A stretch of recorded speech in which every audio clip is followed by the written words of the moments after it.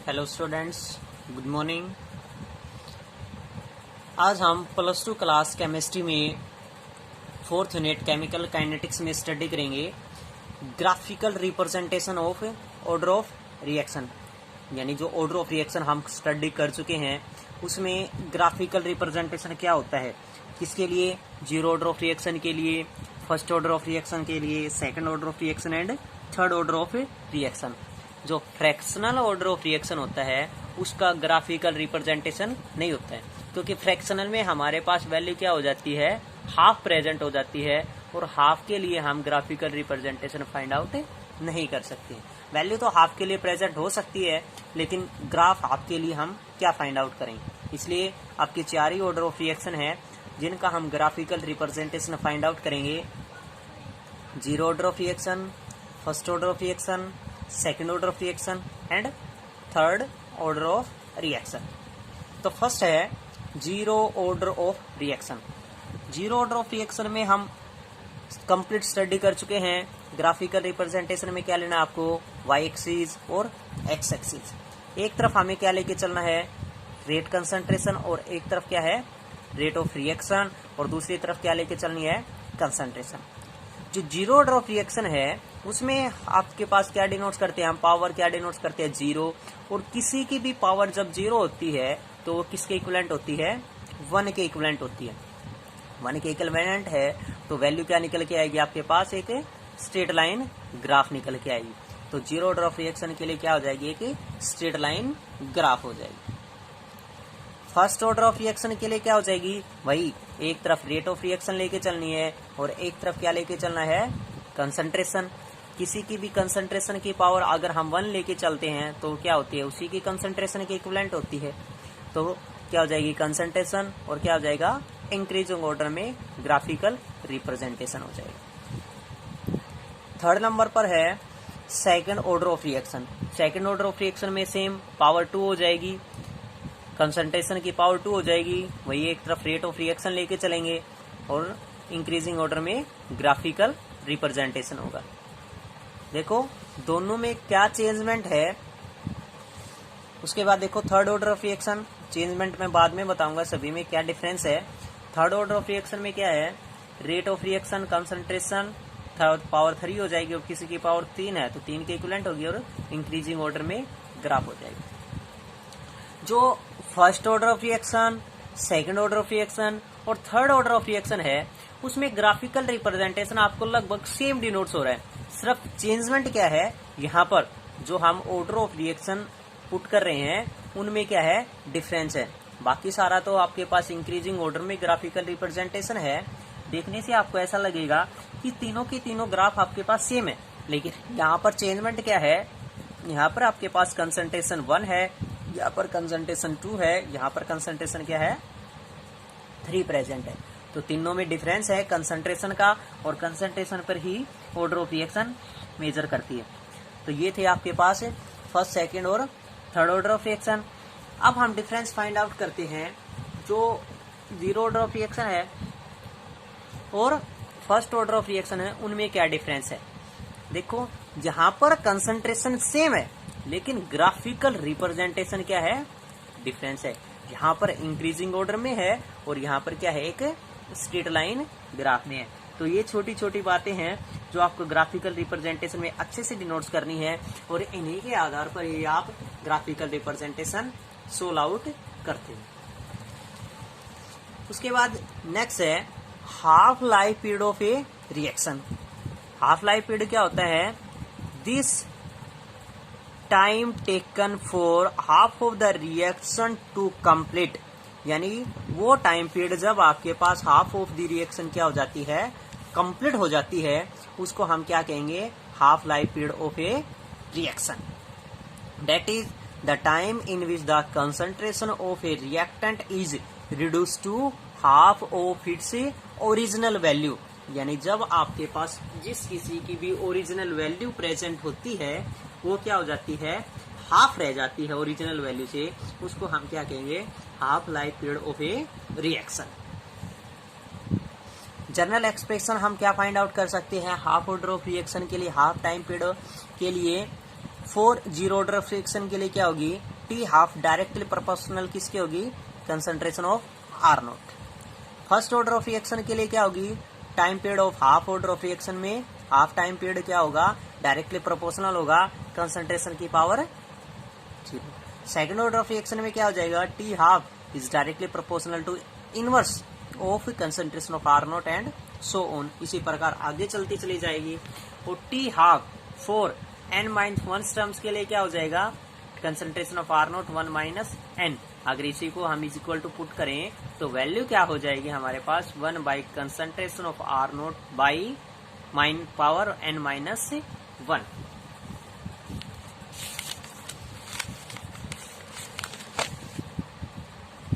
इसी प्रकार जैसे half order of reaction, zero order of reaction के लिए फाइंड आउट करेंगे तो क्या हो जाएगा, K T is equal to concentration of R naught minus concentration of R.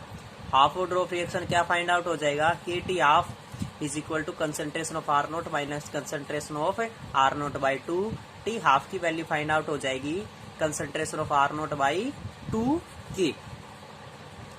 Half life period for second order of reaction, second order of reaction के लिए क्या हो जाएगी, K T is equal to 1 by R concentration minus 1 by R naught. Half life period क्या हो जाएगा, K T half is equal to 2 by concentration of R naught, और T half क्या हो जाएगा 1 बाई के कंसंट्रेशन ऑफ आर नॉट। जो हम स्टडी पीछे भी स्टडी कर चुके हैं complete half order of reaction, तो उसमें आपके पास जो वैल्यू फाइंड आउट हुई थी उसमें ये रिजल्ट फाइंड आउट हुआ था।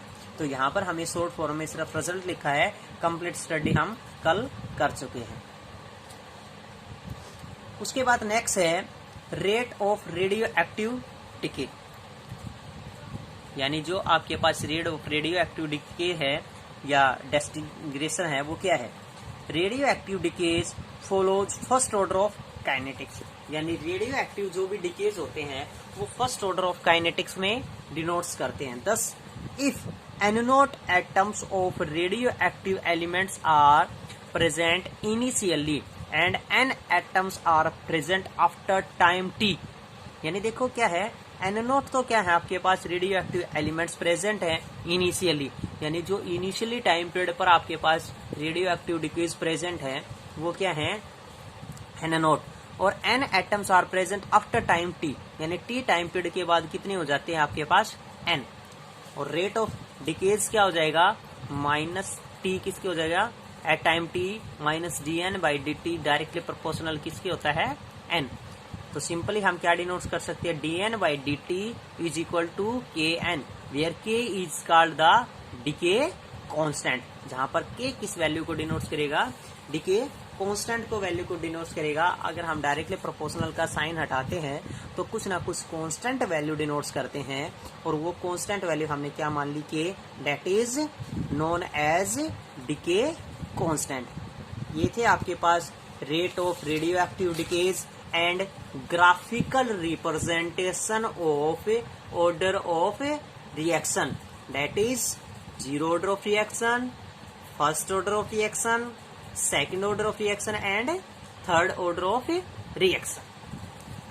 Integrated rate equation method of a order of reaction, जो कोई भी हमारे पास order of reaction हमने स्टडी की उनका हम एक integrated rate equation method find out करते हैं। तो वो इंटीग्रेटेड रेट इक्वेशन मेथड है वो क्या क्या प्रेजेंट है। तो फर्स्ट हम स्टडी करते हैं इंटीग्रेटेड रेट इक्वेशन मेथड्स के लिए for zero order of reaction, यानी हम किसके लिए फाइंड आउट करते हैं, पहले जीरो ऑर्डर ऑफ रिएक्शंस के लिए फाइंड आउट करते हैं कि जो हमारे पास रेट ऑफ रिएक्शन है वो zero integrated rate equation method है, वो जीरो ऑर्डर ऑफ रिएक्शन के लिए कैसे पोस्टुलेट्स होती है। तो सबसे पहले हमें पता है कि जो कोई भी हम केमिकल रिएक्शन लेके चलते हैं उसमें एक हमारे पास रिएक्टेंट होता है और दूसरा क्या होता है, प्रोडक्ट। तो जो कोई भी रेट ऑफ रिएक्शन होती है वो किस पे डिपेंड होती है, रिएक्टेंट पार्टिकल्स पर डिपेंड्स होती है। तो हम जितनी भी रेट फाइंड आउट करते हैं, कंसंट्रेशन फाइंड आउट करते हैं, अगर वो रिएक्टेंट के हम फाइंड आउट कर लेते हैं तो प्रोडक्ट के इक्विवेलेंट होती है उसके स्टोइचियोमेट्रिक कोफिशिएंट के अनुसार, और फाइनली किसके इक्विवेलेंट होती है, वो रेट ऑफ रिएक्शंस के। तो क्या होगा, रेट हमने मान लिया कि जो रिएक्टेंट की कंसंट्रेशन होती है वो लगातार डिक्रीज होती है, इसलिए डिक्रीज के लिए हम क्या साइन डिनोट्स करते हैं, माइनस साइन डिनोट्स करते हैं। तो क्या हो जाएगा, rate is equal to rate of reaction is equal to minus D R upon D T. R किसको है, concentration of reactant, change in concentration of reactant with respect to time, और minus reactant के लिए। तो zero order of reactions के लिए है तो हम डिनोट्स कर लेते हैं कि कंप्लीट जीरो ऑर्डर रिएक्शन है वो पावर किसको डिनोट्स करेगी, जीरो को डिनोट्स करेगी। तो क्या हो जाएगा हमारे पास के इंटू के नोट, हम जीरो के लिए जीरो ऑर्डर ऑफ रिएक्शन के लिए मेजर कर लेते हैं कॉन्स्टेंट टर्म में, तो minus D R upon D T. इसी रेट को अगर हम चेंजमेंट करने की कोशिश करें कि रेट हमने मान ली के नोट, के जीरो, तो क्या हो जाएगी हमारे पास, इसको इधर लेके आएंगे तो रेट हो जाएगा के नोट और डी टी, और ये क्या हो जाएगा minus D R upon. Integrated this equation, अगर इस इक्वेशन को हम इंटीग्रेट करें, integration on both side integration करते हैं, तो डी माइनस का क्या रहेगा, माइनस डी आर का क्या हो जाएगा आर, के नोट हमारे पास कांस्टेंट टर्म है इसलिए कांस्टेंट क्या क्या होता है कांस्टेंट, डी टी का क्या हो जाएगा टी हो जाएगा। और हम इंटीग्रेशन में क्या नोट्स करते हैं, कोई भी एक कांस्टेंट टर्म ऐड करते हैं, क्योंकि जिस किसी का भी इंटीग्रेशन होता है वो अपने आप में पार्शियली होती है, इसलिए हम क्या ऐड कर रहे हैं उसमें, थीटा ऐड कर रहे हैं। नेक्स्ट है theta is a constant of integration, उसका लेट्स द इनिशियल पोजीशन हम मान के चलते हैं कि टाइम हमारे पास क्या होता है, इनिशियल पोजीशन पर जीरो होता है, रेट हमने मान ली आर नोट की, जो हमारे पास कंसंट्रेशन है वो उस कंडीशन में जीरो पर क्या प्रेजेंट है, zero. Put this values in equation, अगर इस इक्वेशन में हम ये वैल्यू पुट करते हैं तो क्या हो जाएगी, आर नोट के जीरो प्लस थीटा, यानी माइनस आर नोट किसके इक्विवेलेंट फाइंड आउट हो चुका है हमारे पास, थीटा के इक्विवेलेंट फाइंड आउट हो चुका है। तो ये थीटा की वैल्यू जो हमारे पास फाइंड आउट हुई है minus concentration of R naught, हम इस वैल्यू में इस इक्वेशन में पुट कर देते हैं, तो क्या निकल के आ जाएगी, minus R is equal to K naught T, जो वैल्यू हमारे पास थीटा की निकल के minus concentration of R naught, theta की जगह हमने डिनोट कर दिया minus concentration of R naught. तो क्या हो जाएगा हमारे पास, इसको हम लेफ्ट हैंड साइड के राइट हैंड साइड से लेफ्ट हैंड साइड में लेके आएंगे तो वैल्यू हो जाएगी हमारे पास, ये पॉजिटिव हो जाएगी, R naught minus R is equal to क्या हो जाएगी, के नोट टी। हमें तो के नोट की वैल्यू फाइंड आउट करनी है, तो के नोट की वैल्यू क्या हो जाएगी हमारे पास, R naught minus R by T, ये वैल्यू हो जाएगी हमारे पास। नाउ लेट ए किसको डिनोट्स करेगा हमारे पास, कंप्लीट रिएक्शंस को डिनोट्स करता है, X parts of that complete reaction, X हमारे पास कोई भी पार्टिकल्स डिनोट्स करे वो कंप्लीट रिएक्शंस को पुट करे, तो इसके अनुसार हम क्या मेजर कर सकते हैं, किसी भी रिएक्शंस को क्या मेजर कर सकते हैं, के नोट इज इक्वल टू ए, जो अभी हम डिनोट्स कर रहे थे आर नोट माइनस आर के लिए, कि जो आर नोट है वो हमारे पास एक कंप्लीट रिएक्शंस को मेजर करती है, आर क्या है, जितनी रिएक्शंस हमारे पास बची हुई है, तो कंप्लीट हमारे पास ए थी, एक्स हमारे पास क्या है कंप्लीट हो चुका है, तो बची हुई कितनी हुई, A minus X. Time period हमारे पास टी था, तो क्या हो जाएगा, K naught is equal to A minus into A minus X by T. अगर हम इसको सोल्व करें तो क्या हो जाएगा, A minus A plus X, A से ए कैंसिल हो जाएगा, एक्स बचेगा, तो क्या हो जाएगा एक्स बाई टी। तो क्या डिनोट्स कर सकते हैं, एक्स की वैल्यू हमारे पास फाइंड आउट हो जाएगी K naught T, where a is equal to R naught and a minus X is equal to R. ये वैल्यू किसको डिनोट्स कर रही है हमारे पास, कंसंट्रेशन इक्वेशंस को, मेथड्स को डिनोट्स कर रही है, जो कि है जीरो का मतलब for zero order of reactions के लिए। नेक्स्ट है integrated rate equation method for first order of reaction, यानी जो हमारे पास इंटीग्रेटेड रेट इक्वेशन मेथड है वो फर्स्ट ऑर्डर ऑफ रिएक्शन के लिए भी हमारे पास प्रेजेंट है। तो फर्स्ट ऑर्डर ऑफ रिएक्शन के लिए इंटीग्रेटेड रेट इक्वेशन मेथड है वो क्या प्रेजेंट है हमारे पास, उसको भी हम मेजर करते हैं कि जो फर्स्ट ऑर्डर ऑफ रिएक्शंस के लिए इंटीग्रेटेड रेट इक्वेशन है वो क्या है। तो जैसे हमने जीरो ऑर्डर ऑफ रिएक्शंस में मेजर किया कि जीरो ऑर्डर ऑफ रिएक्शंस में हम मेजर कर रहे थे जीरो, तो फर्स्ट ऑर्डर में हम पावर क्या डिनोट्स करेंगे उसकी, 1। सिंपली हमने वही इक्वेशन माननी है, रिएक्टेंट किस में कन्वर्ट हो रहे हैं, प्रोडक्ट। तो रेट क्या हो जाएगा हमारे पास, वही decrease in the concentration of reactant minus dr/dt is equal to K1R, क्योंकि 1 किसको डिनोट्स कर रहा है, फर्स्ट ऑर्डर ऑफ रिएक्शंस को डिनोट्स कर रहा है। इंटीग्रेटेड दिस इक्वेशन, अगर हम इस इक्वेशन का इंटीग्रेशन करें तो क्या हो जाएगा, माइनस dr/r हो जाएगा, क्योंकि इसी को हम चेंज करके डिनोट्स करें, यही टर्म हमने यहाँ पर डिनोट्स कर दी, तो क्या हो जाएगी, कंसंट्रेशन हमारे पास लेफ्ट हैंड साइड में आ जाएगी, क्या हो जाएगा, K1 dt। एंटी लॉगरिथम हम डिनोट्स करें तो इसका क्या हो जाएगा, r/r का होता है r minus ln r plus K1 t plus theta, हम कांस्टेंट टर्म ऐड करते हैं, minus ln r0 is equal to theta term में प्रेजेंट हो जाएगी, because t is equal to 0 and r is equal to r0 हम put करते चले आ रहे हैं एट इनिशियल कंसंट्रेशन, और इनिशियल कंसंट्रेशन पर हमारे पास वैल्यू क्या होती है, 0। Putting the values of theta in the equation first, अगर हम थीटा की वैल्यू इस इक्वेशन में पुट करें तो हमारे पास वैल्यू क्या हो जाएगी, minus ln r is equal to K1t minus ln r0। Simply इसको हम left hand side right hand side में सोल्व आउट करके देखते हैं, तो वैल्यू हो जाएगी ln r0/r is equal to K1t। आगे इसी वैल्यू को अगर हम सोल्व आउट करते हैं तो वैल्यू क्या हो जाएगी, ln की वैल्यू क्या होती है हमारे पास, ln x 2.303 log of x हमारे पास है r0/r is equal to K1t। K1 की हमें वैल्यू फाइंड आउट करनी है, तो K1 हम लेफ्ट हैंड साइड में ले आएंगे, बाकी हमारे पास क्या हो जाएगी, सारी वैल्यूज राइट हैंड साइड में पुट कर देंगे, तो वैल्यू क्या बची हमारे पास, 2.303/t log ऑफ r0/r।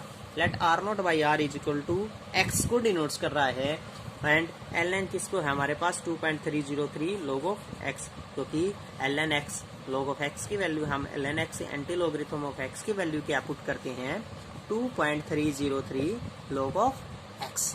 तो हेंस हमारे पास क्या प्रूव निकल के आता है, K1 is equal to 2.303/t log of a/a minus x, where r0 is equal to a and r is equal to a minus x, a is equal to complete reaction and a minus x is equal to rest of reaction। a complete है, x हमारे पास complete हो चुकी है, तो बची हुई कितनी हुई हमारे पास, rest reaction हुई हमारे पास a minus x, यानी जो कोई भी एक रिएक्शन है वो कंप्लीट रिएक्शन a को मेजर कर रही है, उसमें से x हमारे पास कंप्लीट हो चुकी है, रेस्ट रिमेनिंग केमिकल रिएक्शन कितनी बची है हमारे पास, a माइनस x मेजरमेंट करती हैं, जो रेट ऑफ रिएक्शंस के अनुसार हमारे पास रिमेनिंग रिएक्शंस हैं। तो K1 integrated rate equation method for first order of reactions के लिए क्या फाइंड आउट हुआ, 2.303/t log of a/a minus x। That are the integrated rate equation method for zero and first order of a reaction।